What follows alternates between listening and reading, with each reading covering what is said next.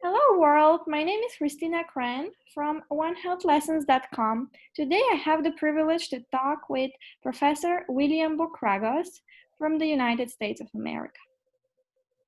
Hello Professor, how are you doing today? Oh, good morning, Christina. How are you? I'm doing well, how are you?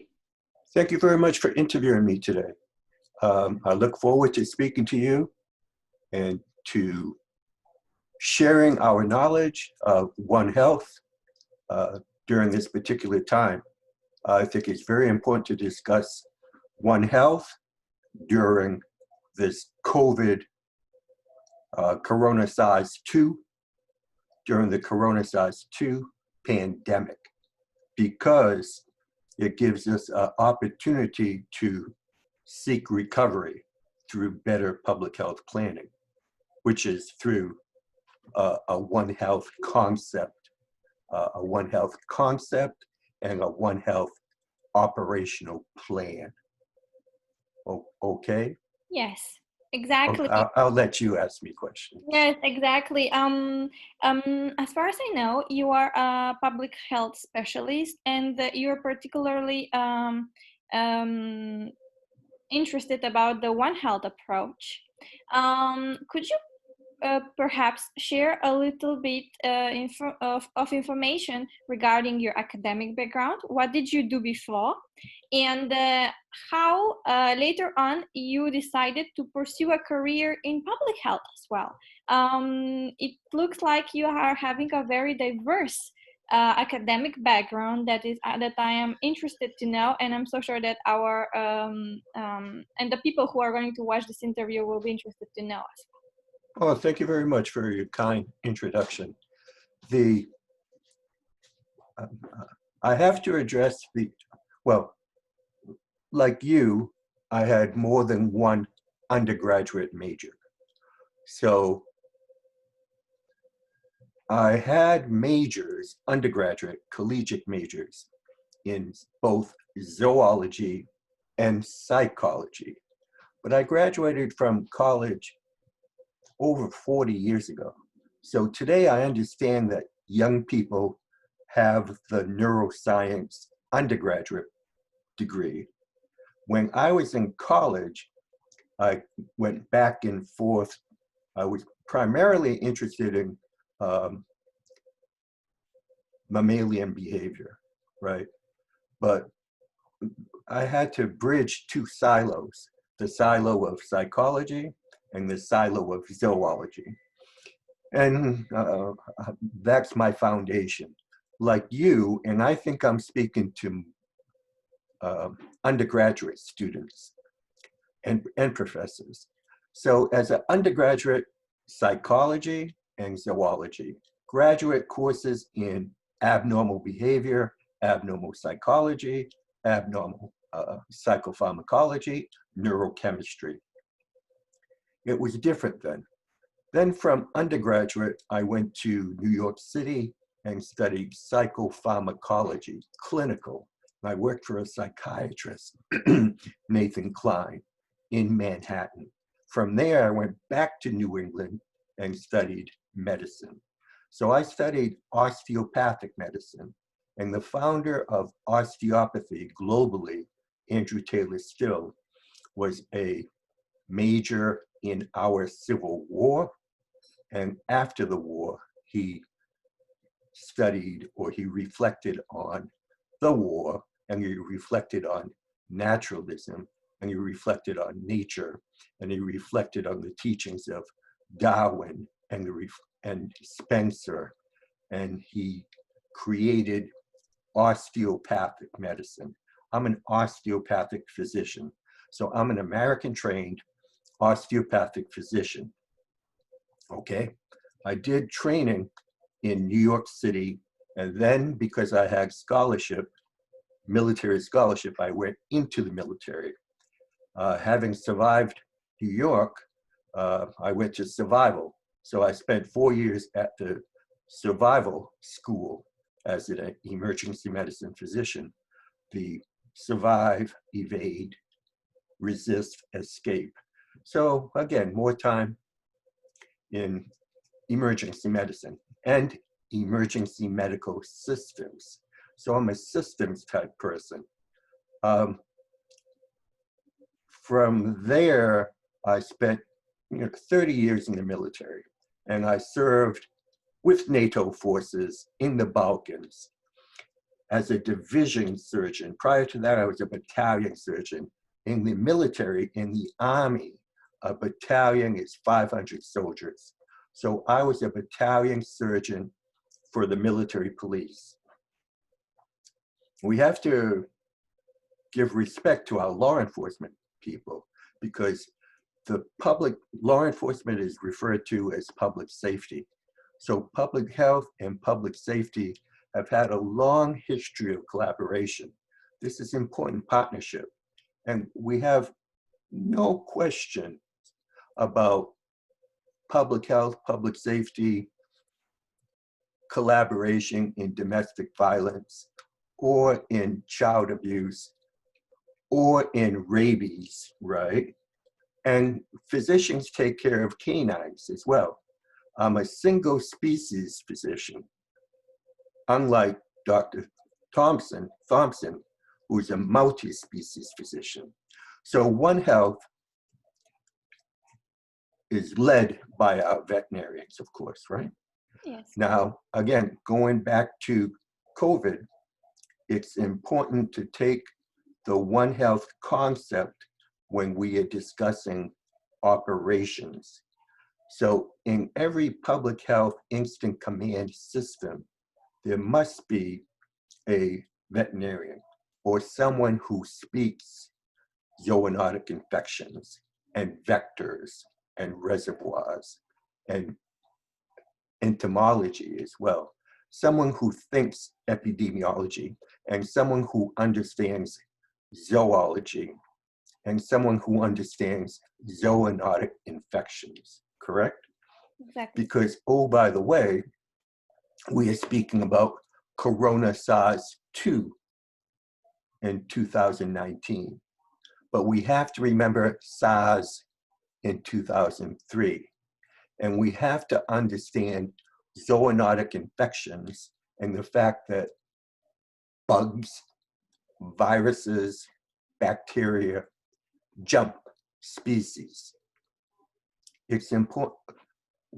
I don't understand why people deny this, because in literature, global literature, you can look at the Quran, or you can look at the Old Testament and look at Exodus and the people of Israel. When they fled, when they were displaced, a plague fell upon them. What was that plague? Because they moved with their sheep, their cattle, and their goats. That plague was Bacillus anthracis, which is still very common if you look at WHO, World Health Organization.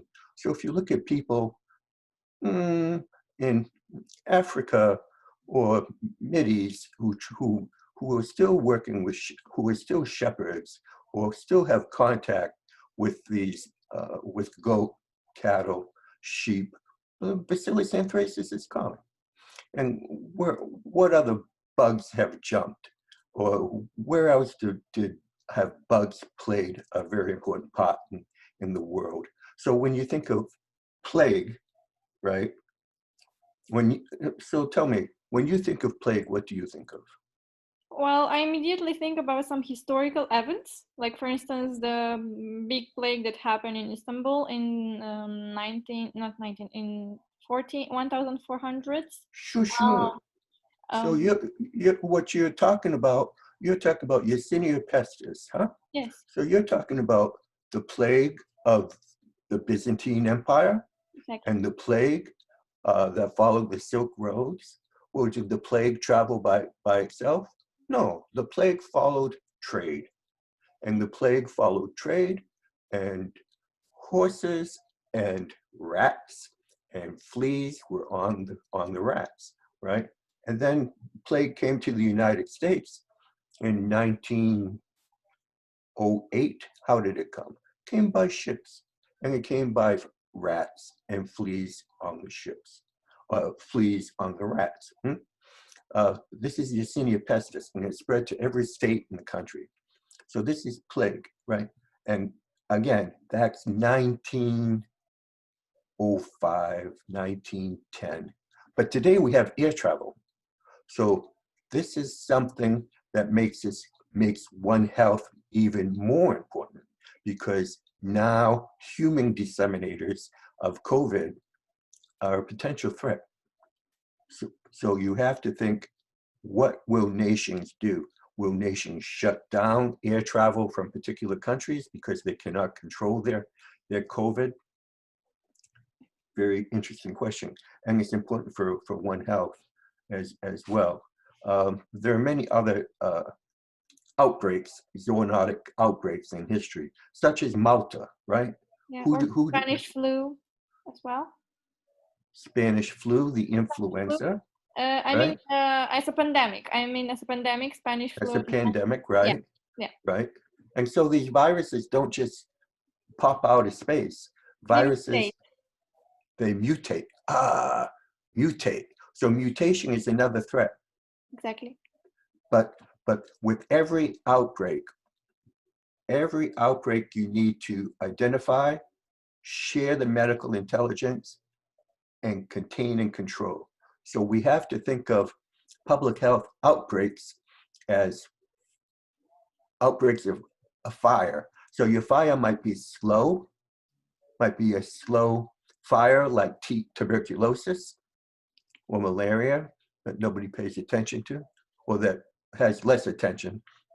Or it might be explosive, like a viral hemorrhagic fever, such as Ebola or Marburg. So they're explosive. But in order to prevent that huge fire from going all over the world, you have to contain and control it. And it's important to speak the truth in order to do that. Are we okay? Yes, definitely. You know, like today I was giving a talk for a conference in Istanbul via Zoom, and the topic about the topic of the conference was about cyber law and data protection on the internet, and during the era of COVID-19. And basically, what I have noticed that actually a majority of legal specialists nowadays are just seeing the legal framework regarding society, regarding nature, regarding the scope of events in history. But today also I mentioned during the presentations that I was actually giving, I mentioned the approach of One Health and how it is important to relate medical law and this approach of One Health from the veterinary medicine in the aspect of the legal world. Because it is because we are nowadays speaking about, you know, always about global health, public health, but we are not really promoting or the idea of One Health as a concept. So basically, some of the lawyers and the professors were a little bit confused. They didn't understand what I was talking about. So I was saying, like, you know, it's important to analyze not only the legal aspect of COVID-19, but also its medical aspect, which is it's a zoonotic disease.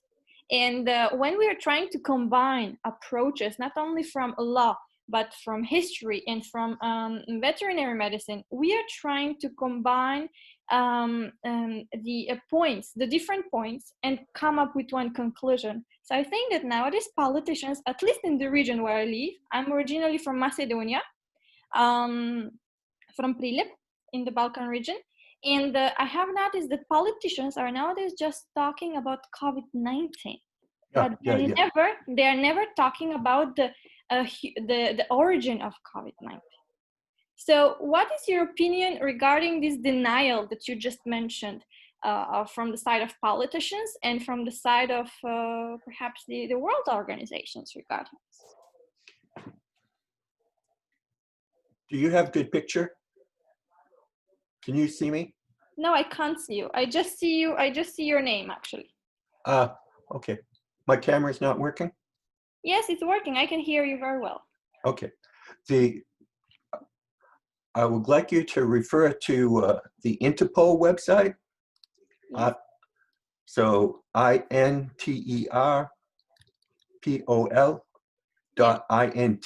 Exactly. and look at the bioterrorism conferences. They began in 2004 under Secretary General Ron Noble. So 2004, 2005, 2006.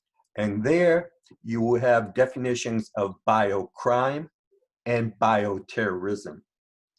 Bioterrorism is a deliberate use of an agent in order to achieve political goals. So this is important for your lot for the community. And when we speak to lawyers or politicians, I mean, Secretary General Ron Noble was an advocate for the bioterrorism, and he held a conference on every continent until he retired. The first was in 2004 in Lyon. So when we are studying bioterrorism, we are studying deliberate use of a zoonotic infection to achieve a political goal. When we are talking about biocrimes, that has to be understood by lawyers. Biocrimes could be something as smuggling an exotic mammal to the United States, and then the repercussion is monkeypox. Do you remember reading about that? Or smuggling an exotic bird Exactly. to the Southwest and have an explosion of exotic disease, right? And in order to control that exotic disease, it was in Southern California and in the Southwest, this is where our fire scope instant command system began. And sometimes public health doesn't speak proper instant command system management or unified command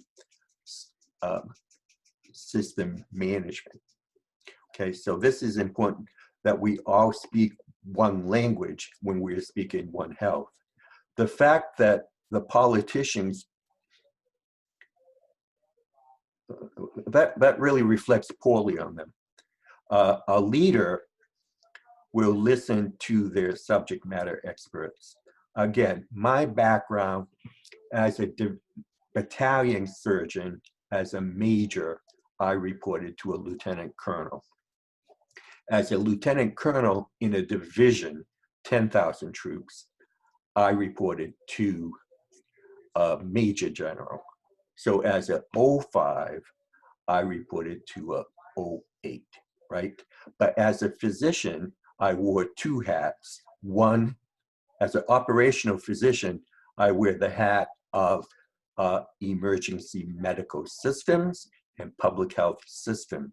Now, if a general or a leader does not listen to their medical subject matter experts, then they have casualties, which is the truth. And they know that. And the other part about military medicine is that every commander understands that disease and non-battle injury produces more casualties than bullets and bombs. So regarding the politicians of today, denial is not a useful strategy. At The all. politicians today need to lead, and part of their leadership is to care for their people. It's just basic. It's basic. And now you can go back to military history.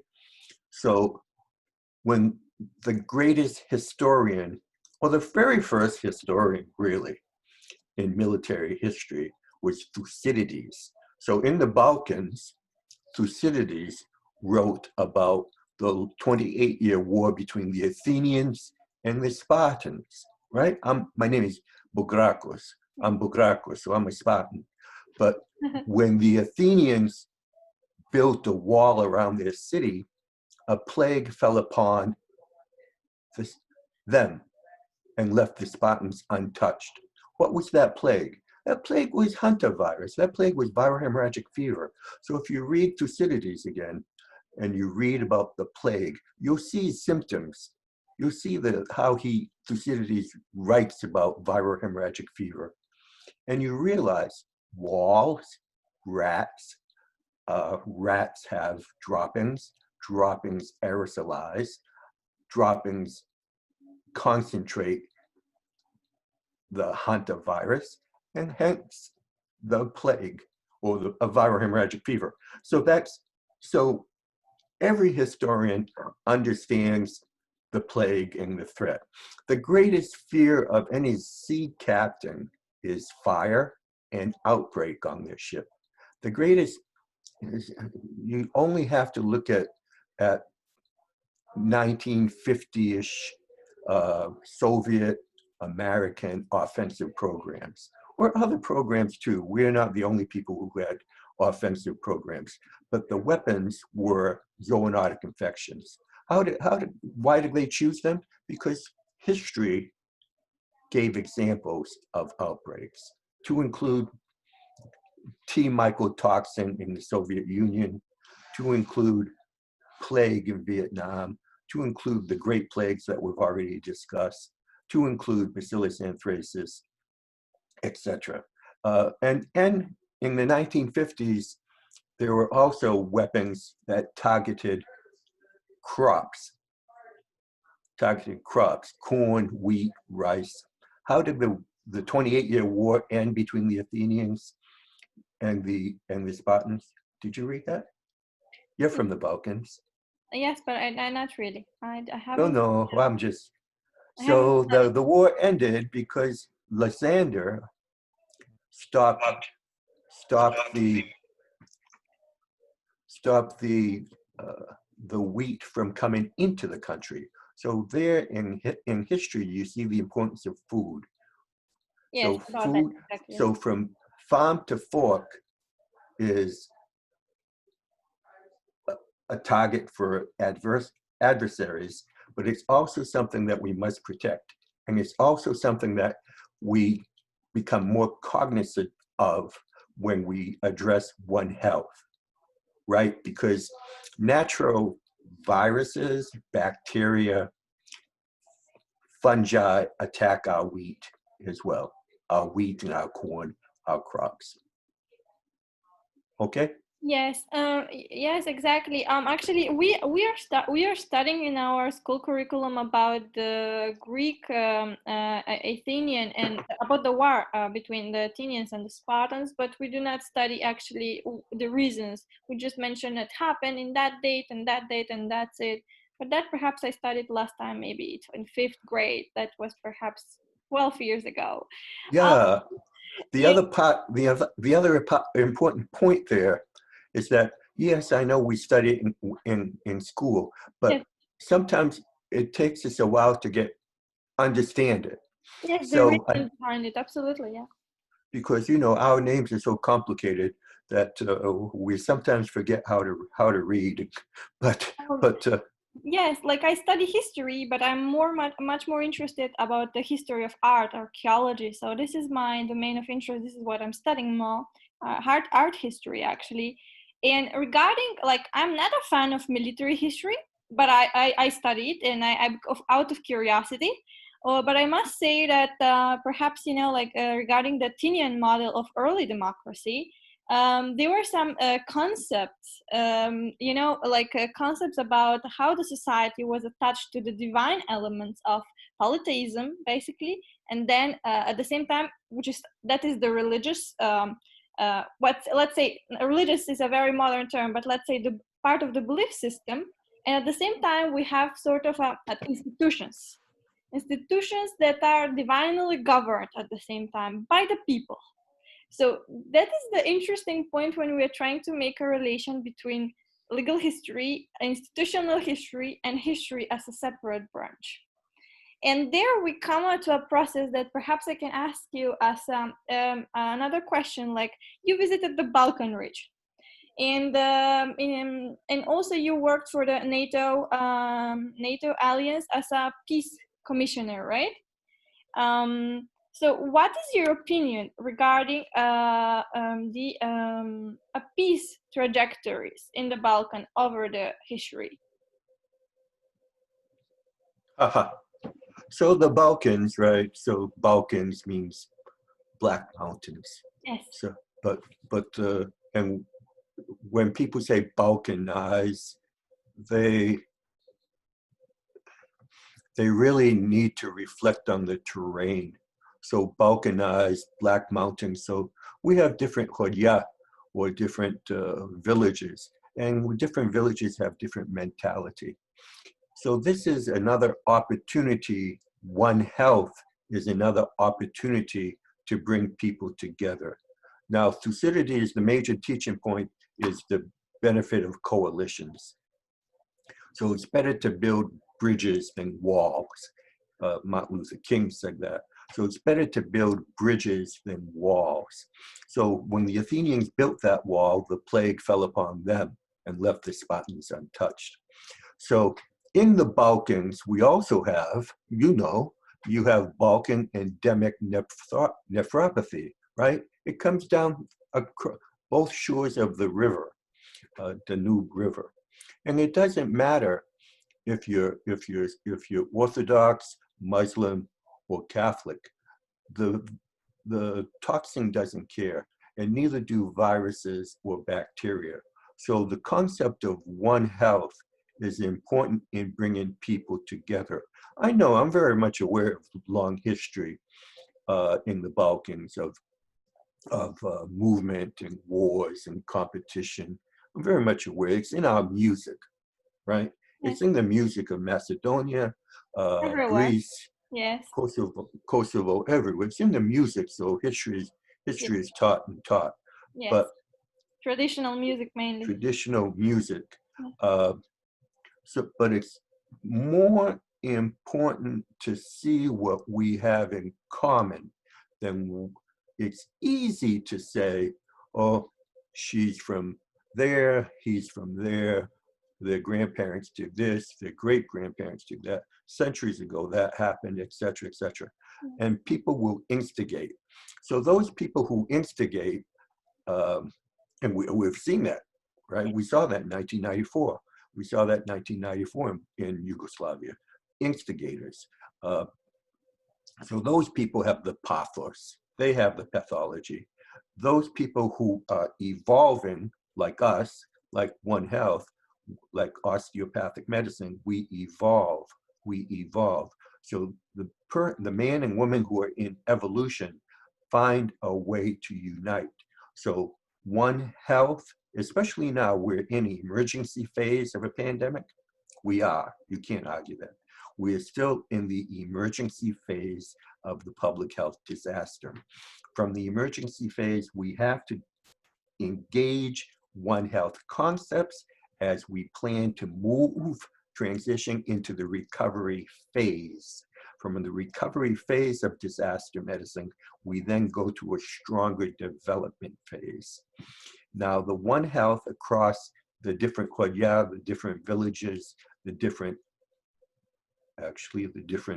countries in the Balkans requires that we address One Health to address the global public health threat. COVID is the opportunity, because the disaster, what does disaster mean, right? Yes. Disaster, Greek, Latin, the stars are out of alignment. So you look up in the heavens and say, oh God. So, but in order to put those stars in alignment, you have to have collaboration.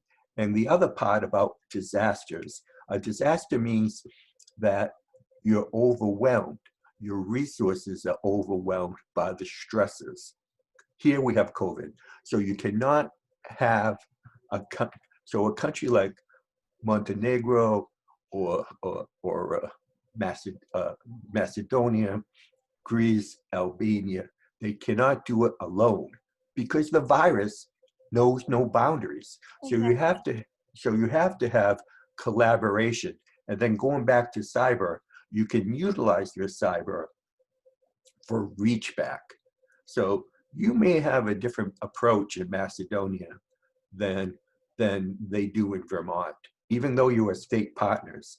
You are Macedonia and from the state of Vermont participate in the state partnership program, so they collaborate. So you don't need to move. The people from Vermont can't move to mobilize to Macedonia anyways, because we're in a pandemic, but you can share knowledge through cyber.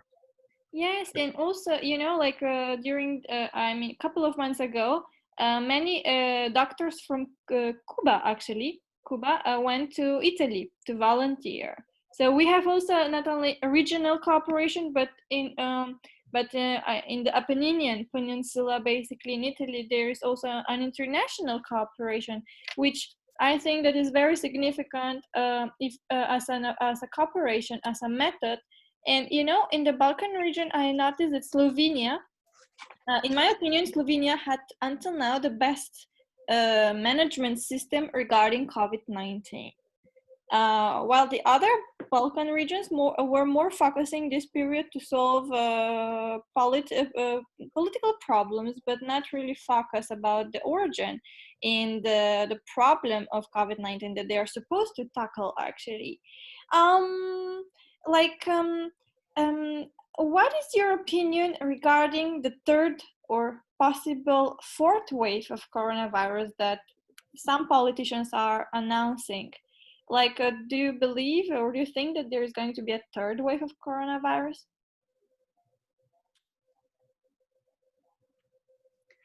So now we're going back to language. So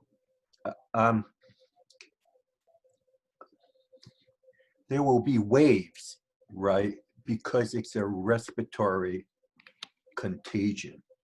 So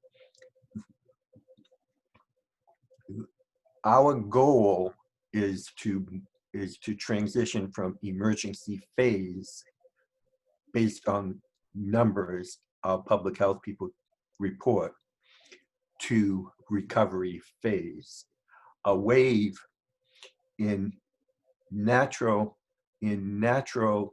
infectious disease, especially respiratory infectious disease, there will always be waves. What's important to look at is the slope of that wave. Well, but that brings us back to testing, right? So when we look at case definitions, how do we define the case, right? You can look at cdc.gov, you can look at PAHO, PAHO.org, you can look at the European surveillance and education websites. So how do we identify what is the case definition? So case definitions usually talk about suspected, probable, and confirmed. In order to get a confirmed case definition, we have to have laboratory capability and capacity. Now, some politicians may say, oh, I don't want a lot of testing because that'll make me look bad. Well, okay, fine. You're not going to have testing in the community, but your hospitals are going to have casualties because you're not slowing down the outbreak. You cannot contain and control what you cannot identify. So regarding the waves, yes, we'll have more waves, but now that we have vaccinations rolling out, that is one way of containing and controlling and decreasing the slope on the next wave. The slope and the peak. The peak is from defining. Now, and that brings us back to the workshop. Are we identifying in the laboratory, or are we identifying in the hospitals? And then where is that data going? So that's where public health operations comes in. So in the incident command management system, public health, or the unified command management system, One Health needs to be in that operational section One Health also needs to be in strategic communication. So it's a bit challenging, but it's more challenging without the proper expertise at the command center. So in Macedonia, Montenegro, Greece, Albania, Vermont, Maine, if you don't have a good command center, then you're a bit lost. Going back to more military history, the Sun Tzu, The Art of War, talked about the nature of man, talked about moral influence, talked about terrain like the Balkans, talked about command and control, talked about doctrine. And if you don't have command, then you're setting yourself up for failure. Yes, and actually, some like for instance, I know that like recently in Italy, they built a new hospital in some part of Italy. I don't remember which part, but they built a hospital for 4 months only. This hospital was meant actually to be a COVID-19 center. While in the Balkan region, in order to build a hospital, with all the regulations, sometimes a hospital can be built in a period of 6 years, which is a really long period for a country, for some country. Good for you. Good for you. What you're addressing are the alternative care facilities. Yeah. So an alternative care facility doesn't have to be a fixed structure. Absolutely. And all of our NATO colleagues know that, because that's how we deploy. I mean, NATO colleagues deploy to Iraq, to Afghanistan, Europeans deploy to Africa. I mean, this is how we deploy. So in the United States of America in 1997, our Soldier Biological Chemical Command developed what they called the Neighborhood Emergency Help Center. Though that concept is not anything new either. That's how we take care of refugees, by not fixed facilities, but mobile facilities. So when the threat is the surge of patients and the surge of patients who might be infectious, you have to have alternative care facilities. You're not going to build a hospital. That doesn't make sense. It doesn't make sense financially, and it doesn't make sense operationally. So what you do, and coming from the Army, you want a mobile facility on land. You don't want to take your casualties on a ship either. Yes, but what I found interesting regarding Italy, that they built for 4 months a fixed hospital, while generally in the Balkan region, for building a fixed hospital in someplace, we need like almost 10 years. And I speak about the slowness of justice a little bit, the changing or the modifications of many laws. So you're right. In this period of NATO, in this period of COVID-19, and NATO and other organizations are basically helping these countries in development to make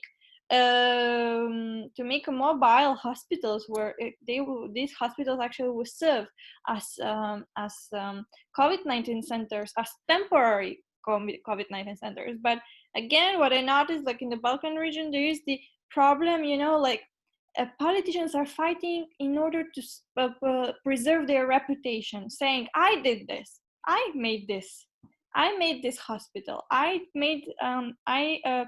ordered this statue to be placed in the main square, or etc., etc. So there's always the competition for being better than the other, and which is, I think, in my opinion, a very negative attitude during a pandemic or an outbreak like this one that we're having. Yeah, there's no room for the narcissist in the unified command center. Yes. So they get in the way. Yes. So Yes, that is what is happening actually generally in the Balkan region. But over time, I truly hope that the situation will improve, and perhaps we'll have better management policies regarding pandemics or epidemics. The other part too is that we have to share best practices. And I know the Italians have great expertise in earthquake Absolutely, response. yes, yes. So this concept comes from there too. 1984, the hospitals in Mexico City were destroyed because of the earthquake. So that means hospitals were destroyed, patients were lost because of earthquakes. Yes, So this is something, these are lessons learned from disaster medicine. exactly. You have, in addressing the COVID disaster, we have to take lessons learned from One Health, and we have to take lessons learned from past pandemics and apply them. But we have to speak a common language too. Besides One Health operations, we have to talk about what is our instant command management system, what does it look like? So when I was in the Black Sea region, we would speak in many languages, between Russians, Ukraine, Romania, Moldova, Turkey, multiple languages, Russian, English, but we were also speaking public health, emergency management, Interpol. So the other part here that's important in outbreaks is just like firefighting, just like crime, is geographic information systems. Are you familiar with that? Yes, yes, yes. Pretty much because actually regarding for instance, seismology as a science in the Balkan region, we have Oh, wow. we have strong centers, Wow. but because we are actually also Istanbul as a city, they expect sooner or later to happen unpredictable earthquake. We don't know when it will happen, but one day it will happen. And for instance, I think that the most important about this is to have the sense of preparedness, how to act during some unexpected situation. That's why in this part of the bulk of the world, in Southeast Europe especially, from what I know, we have two sayings. One saying is that everything in life is unpredictable, exactly like the earthquakes. You don't know when they will occur. So, and from the other side, we are often saying that history is a perpetual commencement, and therefore we should study from the best practices of the history that you just mentioned about regarding, having a better management system. So definitely definitely I think that's why nowadays young people should have some knowledge about every science a little bit, and know a little bit, or just know a few words of each language, like you mentioned. Yeah, that's beautiful.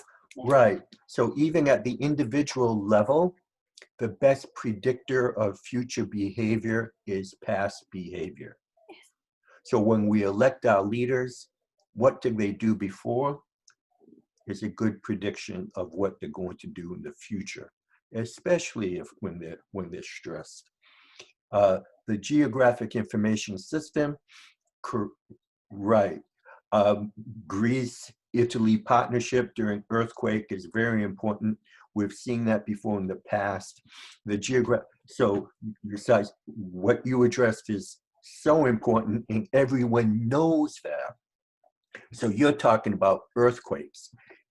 We can also talk about crime, violent crime, plotting it, what part of the city is dangerous with GIS. This is what law enforcement does.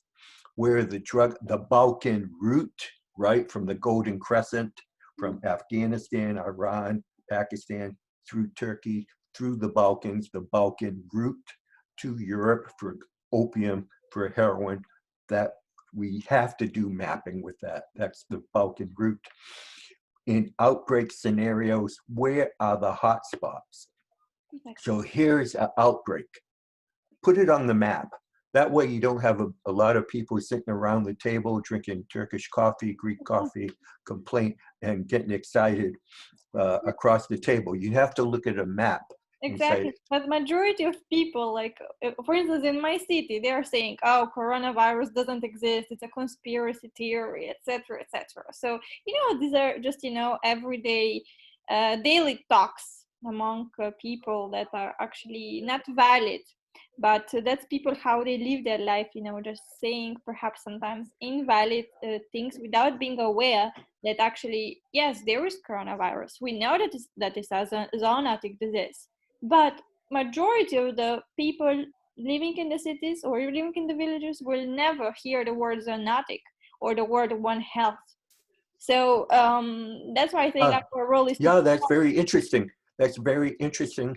All over the world, it's easy to deny, but it's also our job, going back to public health, incident command management systems, tactical and strategic communication needs to address zoonotic infection. Absolutely. We buy a cat when we live on the farm, or a hodya. When we live in a hodya, village, farm, we have a cat. We love cats and dogs and pets, but we also like the cat getting rid of the rodents and getting rid of that hunter, mitigating or eliminating hunter virus, eliminating fleas, eliminating Yersinia pestis, etc. That's why it's important to talk history. During World War II, when the Germans came down into the Balkans and they took refuge in the barns, in the hay, what happened with them? They had outbreaks of Q fever. Huh. So I think sometimes when we talk about military history, people wake up because they're used to seeing that type of television. But adding the public health threats to deployments may wake some people up. And to talk about Corona SARS, let's just go back to 2003. It's a respiratory contagion. So just wear PPE, which is personal protective equipment. Okay, you don't need you don't need to wear a level A suit to live in your life for the rest of your life, but just wear a mask for protection. Protect yourself and protect others.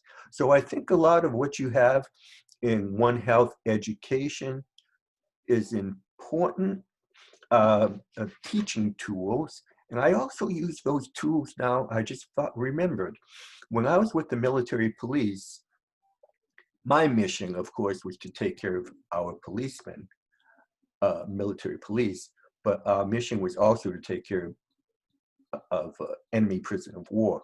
So the threat presented is tuberculosis, right? That's a threat. That's a respiratory threat. That was before SARS, but mask is something that is easy enough to do. Law enforcement understands rabies. You can't see a rabies virus, but you certainly are aware that people die when they get rabies from bats or dogs or cat or other reservoirs. They understand that. They understand blood-borne pathogens. People understand blood-borne pathogens with IV drug abuse and with HIV, but they're still denying COVID. They're still denying Corona, SARS, and now we're faced with the challenge of misinformation and disinformation. So in order to counter that, we have to put out a better message. So often in public health, or all disaster medicine, often in disaster medicine, we have to speak with one voice. So the One Health, One Voice is the best voice Or strategy. today for our strategic communication. Okay. Because again, disaster, emergency phase, how do we move towards recovery? Strategically, one voice, one health, educate, empower. I would rather be educated and empowered than enslaved by mis and disinformation. You're absolutely right. Right. I mean, it is totally true that nowadays misinformation as an instrument is perhaps the reigning. You know, it is like having some royal power over the huge mass of people that is actually becoming uncontrollable. I would like really to thank you very much. I just need to say one thing that you made me think about. Yes, I sure. spent 9 months in Bosnia-Herzegovina. Yes, So as a physician, I learned that among the three entities, there were three entities of physicians as well. yes. And one entity would criticize another entity's medical care. So That is still once you nowadays. lose, Yes. so this is very true. Disinformation and misinformation is a type of virus that will enable a population. It's just like drugs. Misinformation, heroin use, opium use, alcohol use, targeting a population is a weapon of adversity, of our adversaries. I think people understand that. Uh, and I think our job, again, going back to what you said, we have to get a one voice, one health, strategic communication as we strive to move from the emergency phase to the recovery phase. And I'll send you one picture Sure, please. of, I'll send you one diagram of this in which I use to discuss deployment, post-deployment, and military operations. I also have reference to Iliad and Odyssey there, so Yes. you like that. I'll Um, send it to you via LinkedIn. yes, please, and I will share it on the One Health social media platforms as well. You're Okay, right. You're right. Thank you very much for this valuable feedback and all of this great information that you have shared with me and with the rest of the audience. We definitely need to be more aware about the importance of COVID-19 as a zoonotic disease, like, you know, concepts meta. It is very important to master the origin of concepts and their etymological meaning as well in order to be able to understand better the circumstances of an outbreak or a pandemic like the one we're living nowadays. Thank you very much for your time and hope okay, to talk to you soon. okay, Christina, thank you so much. You're welcome. Bye-bye. Bye bye. Ciao. All the best. Ciao, ciao.